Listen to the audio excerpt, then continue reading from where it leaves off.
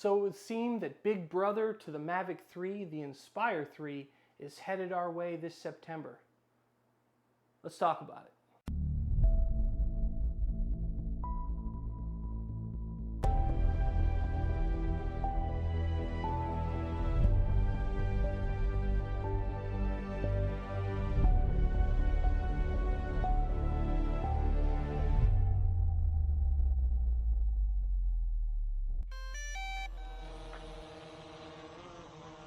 What is up, guys? California Phantom. I am here to summarize all things Inspire 3. We're talking about specs, we're talking about design elements, we're talking about that guaranteed release date of the end of September, early November. Let's get into it.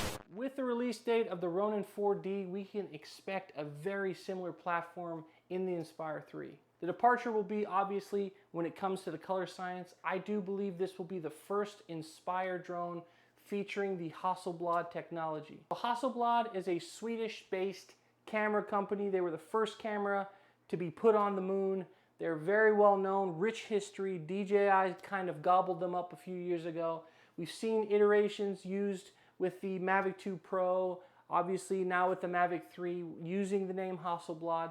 In my opinion, Mavic 3 is the first real drone to utilize Hasselblad's color science and color technology, and that should be the case for the Inspire 3. I expect the Inspire 3 to not be the medium format that we're typically seeing with these Hasselblads. It'll stay, and it'll be a first time with this Inspire series that we'll see a full frame camera sensor, but expect to see a lot of the rich color sciences that we see coming out of Hasselblad in this camera. People are already asking me what kinds of resolutions can we see from this full frame Inspire 3, and I expect to see at least 8K at 60 frame. 6K, we're gonna see it higher frame rates, possibly at 120, but you can expect at least 120 frames from that 4K, Cinema 4K, 120 frame slow-mo shots. So I expect to see the same dual camera, dual operator system found in the Inspire 2 in the new Inspire 3, but we will see that new fabled Autel LV controller that he's been leaking.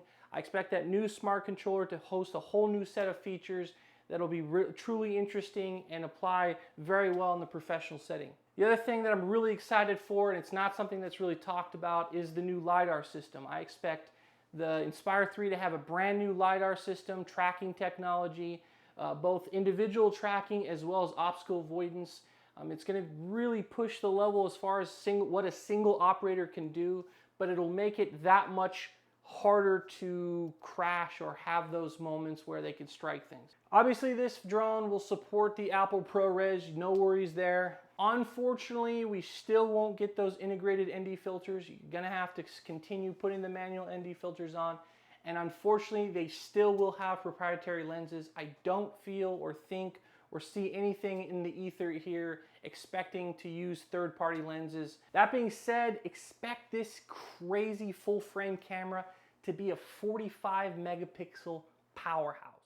Why is that important? Low light features, when you think of high megapixels, you automatically think, wow, this is gonna not be a low light performer, but this will be very similar to a Canon R5 system in the sense that you will have incredibly sharp, high megapixel, low light performance out of a video, capable of those 6 and 8K video resolutions, but still take images that you can blow up and not really lose anything out of it. 14 stops of dynamic range out of this full frame sensor, 45 megapixels, stunning pictures. It truly is going to be the first hybrid shooter in the air. The footprint of the Inspire 3 is very, very small. We've seen some of the leaks from Osita and 27 leaks with this crashed Inspire 3.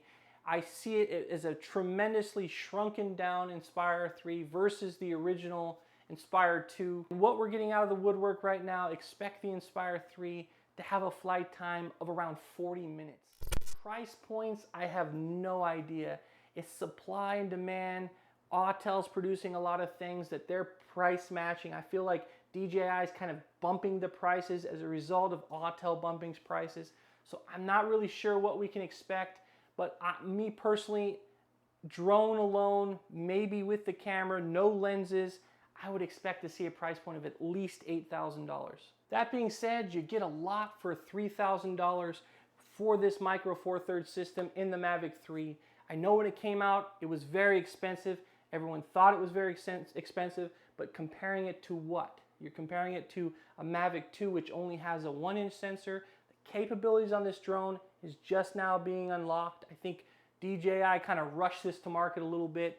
Future firmware has already improved it vastly, and I for one cannot wait for the Inspire 3. And that's pretty much it, guys. I hope you enjoyed this video. Please hit that like and subscribe if you haven't already. Drop me a comment down below. Are you one of those big wigs that's gonna get the Inspire 3? I know I'm gonna have to weigh it out from people like you, donations, support from this channel, support from all the work and the people that I love and that loves me. I'm looking forward to the Inspire 3. I hope I can get it. We'll see what we can do. We'll catch you on the next adventure.